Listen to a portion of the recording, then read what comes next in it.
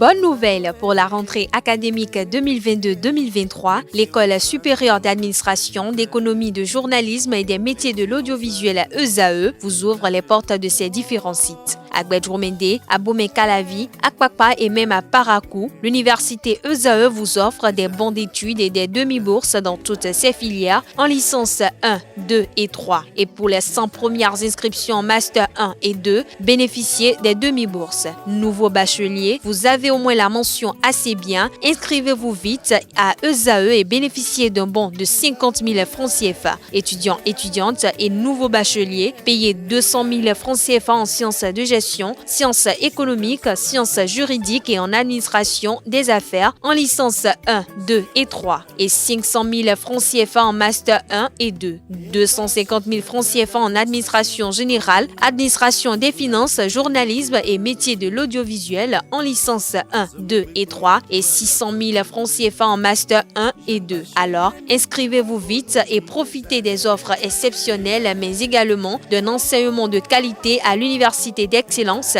ESAE. Infoline 90 93 65 21 ou le 98 98 14 00. ESAE, l'excellence à un nom.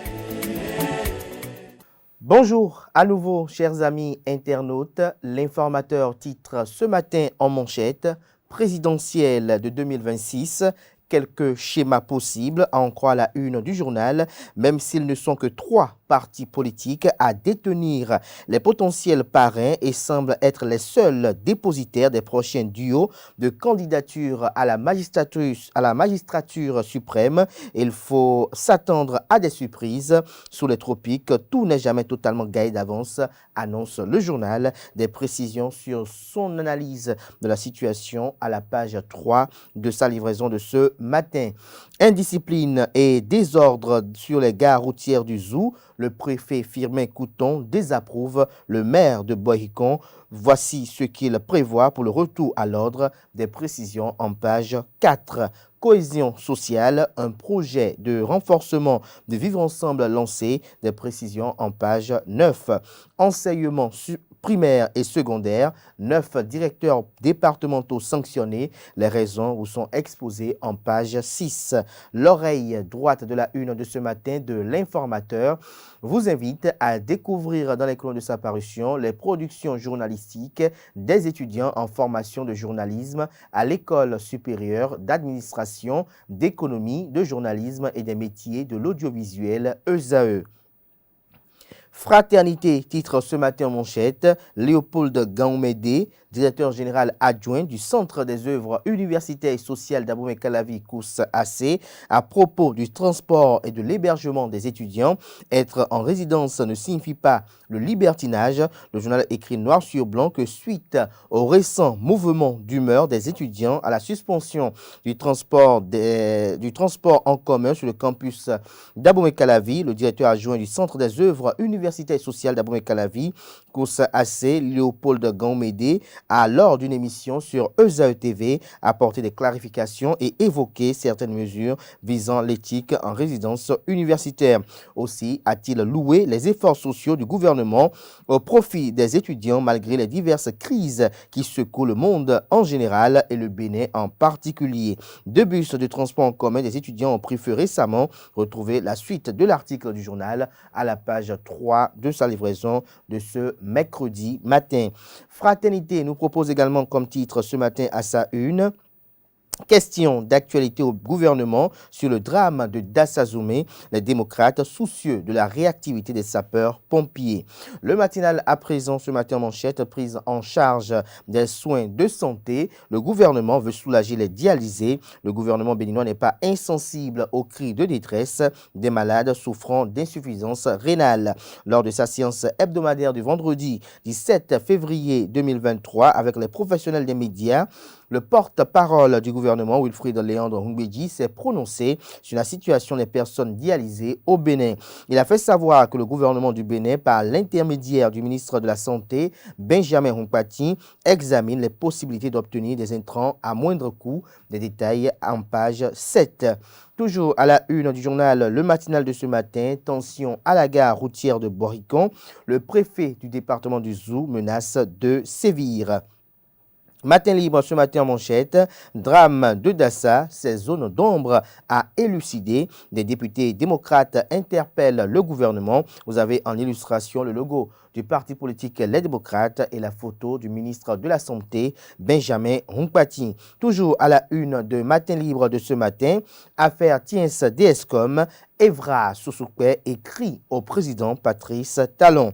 Toujours à la une de Matin libre de ce matin, 23e édition des championnats nationaux de Scrabble. Les Scrabbleurs attendus à l'Okosa. Des détails sur cette compétition en page 4. Le Béninois libère ce matin en manchette.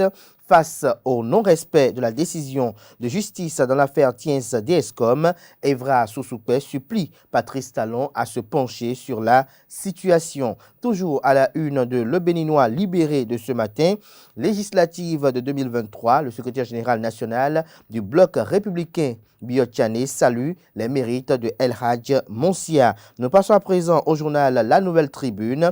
Promotion des femmes en politique, une réforme en pointillé, la qualité et le leadership féminin sacrifié. Le journal fait savoir que tout le monde se plaît à saluer la réforme du système partisan qui a permis de créer des circonscriptions spéciales pour repêcher une femme dans chaque circonscription électorale. Mais après son expérimentation lors des élections législatives passées, on a bien l'impression d'être en face d'une réforme cosmétique. Elle a permis d'avoir 28 députés femmes, mais pas forcément des leaders et des femmes de qualité, déplore le journal. Retrouvez son analyse à la page 3 de sa parution du jour. Toujours à la une de La Nouvelle Tribune de ce matin, drame de Dassa Zoumé, les 12 questions des démocrates au gouvernement du Bénin vous sont présentées dans les colonnes de sa parution de ce matin. Toujours à la une du journal La Nouvelle Tribune de ce matin, face à la montée du prix des intrants, le pain désormais vendu à 150 francs CFA au Bénin. Le grand regard ce matin en manchette, guerre de leadership politique à Boricon. Le maire Rufino d'Almeida entre deux feux suite aux élections communales de 2020. Un changement historique est intervenu à la tête de la commune de Boricon avec l'élection de Rufino d'Almeida. Mais depuis lors, l'actuel maire de Boricon semble être en inimitié avec son prédécesseur Luc Setonji Atropo. De même, le courant passe difficilement entre lui et le tout nouveau député Armand Gansé qui avait aussi convoité en vain le faute d'édile de Boricon. Dans ce combat de gladiateurs, le développement de Boricon risque de recevoir un coup, estime le confrère ce matin à sa une. Toujours à la une de Le Grand Regard de ce matin, contrôle de l'action gouvernementale. Les démocrates démarrent leur compteur par le drame de Dassa Zoumé. Nous passons à présent au journal Nord-Sud Quotidien, mais avant, découvrons un autre titre à la une de Le Grand Regard de ce matin. Cannes U20, les Guépards juniors entrent en jeu avec un nul. Nord-Sud Quotidien, remaniement ministériel, un exercice qui ne réussit pas à talon, estime le journal. Nous passons à présent à Dabarou. Bénin Dabarou Tour 2023, la 3e édition s'annonce et vient à vous. Appel aux sponsors et partenaires, des détails en page 3. Toujours à la une du même journal ce matin, Cannes U20 Égypte 2023, les Guépards démarrent avec un nul. Le Télégramme ce matin manchette, rassemblement des cadres leaders protestants méthodistes du Bénin RCLPM, Eli Rounzandi remplace le professeur Jean-Claude Roumenou, des précisions en page 8. Palais des gouverneurs de Porto Novo, Louis Vlavono reçoit les félicitations de son homologue chinois. Le personnel félicite le président Louis Vlavono pour sa réélection. Toujours à la une de Le Télégramme de ce matin, institution d'une journée du préfet par le Conseil national des préfets honoraires, une première au Bénin, communique le journal ce matin à sa une. Pour aider les pays africains à mieux s'adapter aux défis climatiques, Léadi Vinayon Soglo apporte son expertise au Togo. L'événement précis ce matin en manchette, Dr Gabin Tchaou, secrétaire général du SINARES, à propos de la qualification complémentaire exigée désormais des enseignants du supérieur. C'est dangereux, dit-il. Des détails sur son intervention dans les colonnes de la parution de ce matin du journal L'événement précis, qui fait savoir déjà en manchette que le secrétaire général du syndicat autonome de la recherche et de l'enseignement supérieur, SINARES, Dr Gabin Tchaou, a réagi suite à la déclaration du chef de l'État sur la double qualification pour l'enseignement dans les universités lors de l'installation des membres de la délégation au contrôle et à l'éthique dans l'enseignement supérieur. Les grades du CAMES ne donneront plus automatiquement droit aux fonctions d'enseignant. Une qualification complémentaire sera requise, a déclaré le président Patrice Talon le vendredi 17 février dernier à l'occasion de l'installation des membres de la délégation générale au contrôle et à l'éthique dans l'enseignement supérieur. Toujours à la une du même journal ce matin, affaire Caméo Shell, Wilfried Léandre Ngwedi situe les responsabilités et invite les populations à la vigilance. Toujours à la une de l'événement précis de ce matin, après sa réélection à la tête de la 9e législature, Louis Vlavonou félicité par le personnel du Parlement et l'ambassadeur chinois. Nous passons à présent à Le Confrère de la matinée.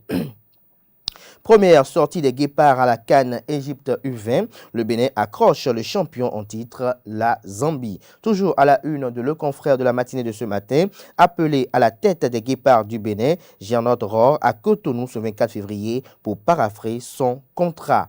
L'autre quotidien, constitution des organes dirigeants de l'Assemblée nationale, les démocrates sollicitent l'arbitrage de la Cour constitutionnelle. Toujours à la une de l'autre quotidien de ce matin, visite au président de l'Assemblée nationale, Louis Vlavonou, félicité pour sa réélection par l'Assemblée nationale populaire de Chine. Le président de l'Assemblée nationale, Louis Gbéounou Vlavonou, a reçu en audience hier mardi 21 février 2023 Peng Jingtao, ambassadeur extraordinaire et plénipotentiaire de la République de Chine près le Bénin. Les échanges ont eu lieu au cabinet du président au palais des gouverneurs de Porto Novo. L'hôte chinois a remis à Louis Vlavonou les félicitations du président du comité permanent de l'Assemblée nationale populaire de la République populaire de Chine, Li Zhanshu. Nous passons à présent au journal Les 4 vérités, acte crapuleux de la commune d'Abomey, la reine-mère de Don-Romain, victime de vol sur le chantier où elle veut ériger son palais. Des hors-la-loi défoncent le portail et emportent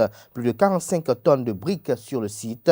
Toute une fortune investie par Sa Majesté à Rantou Akaba d'Ajan, à Gbangbe, part en fumée. La police de Djegbe est allée faire le constat. Autorités et personnalités d'Abomey interpellées. Que fera le président Patrice Talon pour soulager Sa Majesté à Rantou Akaba d'Ajan à Gbangbe, s'interroge le confrère. Toujours à la une du même journal ce matin, question d'actualité au gouvernement à l'Assemblée nationale.